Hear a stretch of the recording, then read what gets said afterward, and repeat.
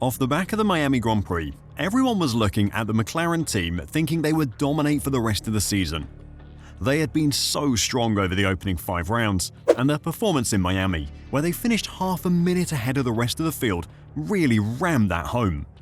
When Piastri qualified on pole for Sunday's Emilia Romagna Grand Prix, it looked like a continuation of normal service was coming, but to everyone's surprise, that wasn't the case. Once Verstappen gained the lead, he never looked under threat from the McLaren drivers.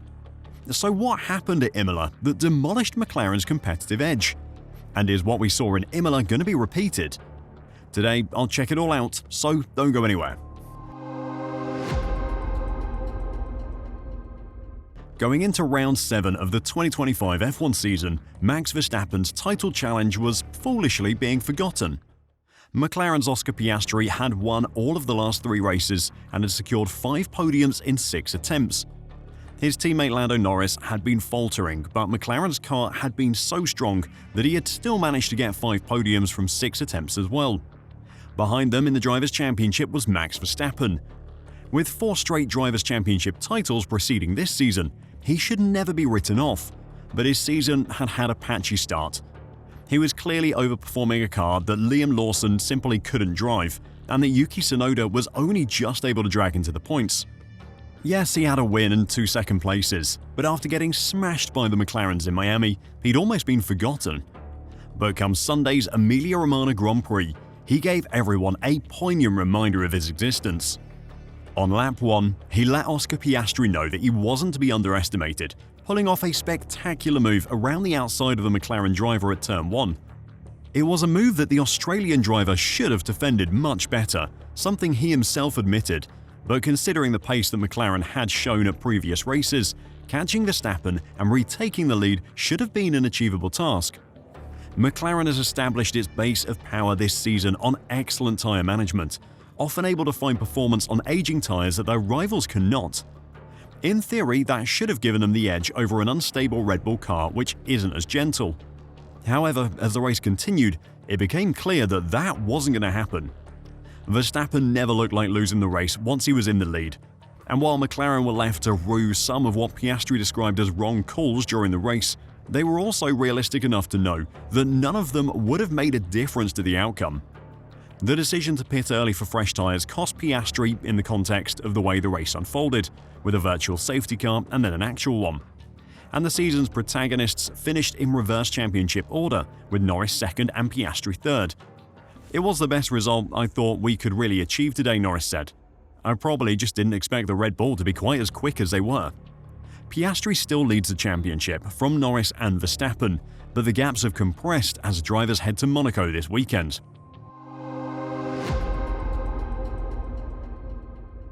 With Verstappen winning with relative comfort over the weekend, the question on everyone's mind now is where did the performance come from? Or where did McLaren's go? I'll talk about that in just a second, but before I do, if you're enjoying the video and want to catch all the news and analysis from the 2025 F1 season, then make sure to give this video a like and subscribe to F1 Reverse. Thanks a lot. Verstappen ran a new floor in Miami, which seemingly didn't make any difference. But in Imola, they revised the rear of the car, including the suspension, to optimize airflow, and notably had a new engine cover shape which looked similar to the McLaren. So much of McLaren's pace has come from getting the tyres into the right window and having very little degradation, and it is here, with the changes to the rear of the car, that Red Bull may have found some performance. The revised rear suspension, coupled with geometry tweaks such as changes to the camber and toe, has made a difference to how the tyres operate. Horner revealed the RB21 is in a better window as they've taken away the sliding, which allows the drivers to manage the temperatures of the tyre and push harder too. This was blatantly obvious over the first stint, which Verstappen did on the medium tyres.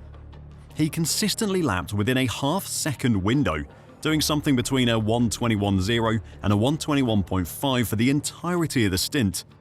His second and third stints were made much shorter due to the late safety car, so we can't take anything from them in regards to tyre wear, but clearly there has been an improvement. McLaren also revised the rear corner of their car and brought a new rear wing to Imola, but any improvement in performance wasn't enough to hold back Max. Team principal Andrea Stella pointed to the fast-flowing Imola track layout as a key reason for Red Bull's upturn in pace, as they were also strong in Japan and Saudi Arabia, two other circuits with plenty of high-speed corners.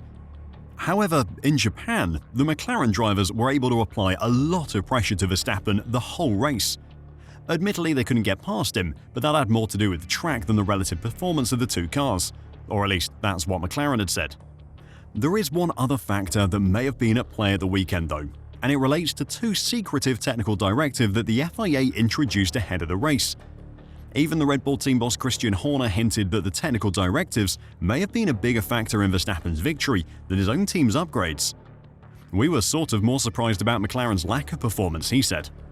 The first of the technical directives relates to the measurement of skid block materials and the way that some teams had found clever ways to pass the probe tests that measure the depth of the plank after the race.